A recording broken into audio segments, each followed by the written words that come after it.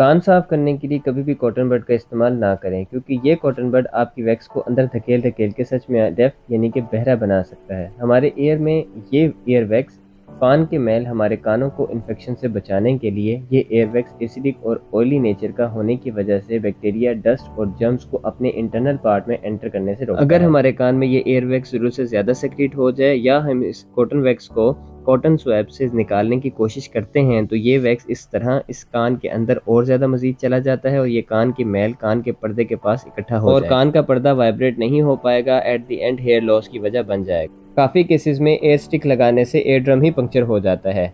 इसकी वजह से परमानेंट डेफ और बहरे हो जाते हैं। इसलिए कानों को साफ करने के लिए कभी भी एयर स्टिक का इस्तेमाल ना करें। अगर आपको थोड़ा कम सुनाई देने लगे या कान में एयर वैक्स ज़्यादा महसूस होने लग जाए तो उसके लिए सोडा ग्लिसरीन के ड्रॉप्स का इस्तेमाल निहायत मुफीद साबित होता है। 2 कतरे सुबह, 2 दोपहर, 2 शाम कान में इस्तेमाल के लिए। मज़ीद इस तरह की वीडियोज़ के लिए हमें सब्सक्राइब कीजिए।